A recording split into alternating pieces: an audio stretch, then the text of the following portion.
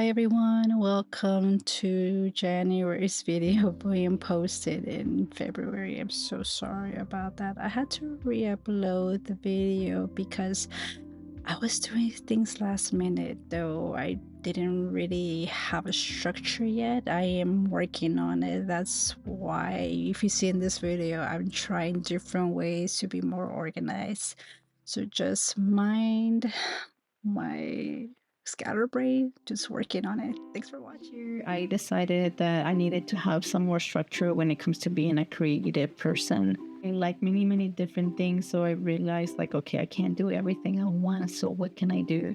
And I wanted to structure my creative life in a way that will work around my work, my day job, and also around my family. And one thing I noticed is that because I want to do so much, I can't do everything at once, not once, like in a month or in a week.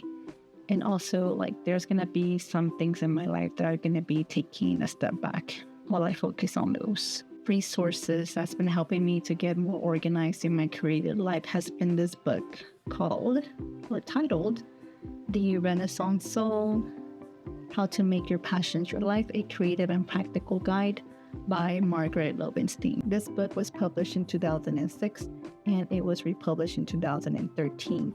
Basically, this book is about multi-passionate creatives who want to do everything under the sun that catches their attention. But we know that as creatives, we can't create everything. We're human. We have limited time. We have limited experiences. We have limited everything. In the meantime, one of the best things that we are going to be doing is just going ahead and find a way to make creative goals for yourself as a creative person.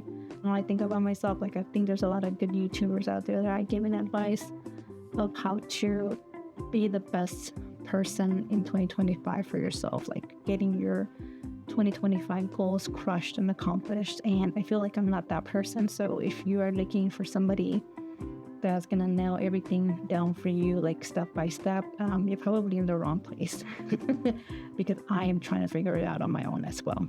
The reason I started focusing more on this was not because of the productivity gurus, but because I caught myself feeling very uninspired and lacking energy in certain things. So I had to step back a lot and figure out, like, what is it that I'm doing and why am I doing it?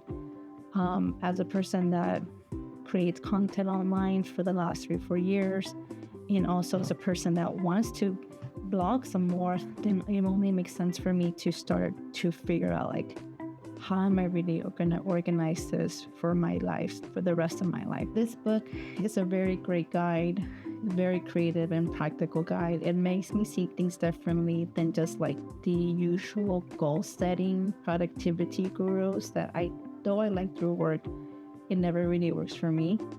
This is more along my style because it makes me review my creativity goals a lot more different, and how you word things matters.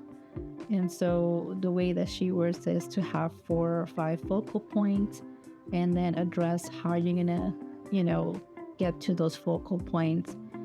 She has different tasks that you can go through to make sure that you can be able to accomplish them. She, instead of saying that you can't do this, she finds other ways to make it work for you. And it's not going to come out like how you always think it's going to be, because obviously we have to also look at our time constraints. Like, some of us have obligations like families and jobs or school. This is huge for me, huge. It's perfect right now because I'm still learning how to get situated with things. I know a lot of people are saying, like, start at the beginning of the year in 2025, but I'm not very good at that. I'm not very good at coming out of hibernation and being expected to boom, perform all of these things all at once. Like, that's not the energy that I come with. So in the meantime, I will briefly talk about how I'm trying to get organized this year with my content planning, because I felt very scatterbrained, very, like, what's that word? All over the place. And I don't want to stay like that anymore. And I want to stay motivated. And I feel like inspiration can't be your only motivator. You can't. You also have to create a habit of building, like, trust in yourself and building motivation for yourself. It's really about motivation and gratitude also. Gratitude's a huge thing. Setting goals, being more structured in my content planning and content creation. And then also, like, starting my sketchbook journal, because I feel like that's something that I've been wanting to do for a while.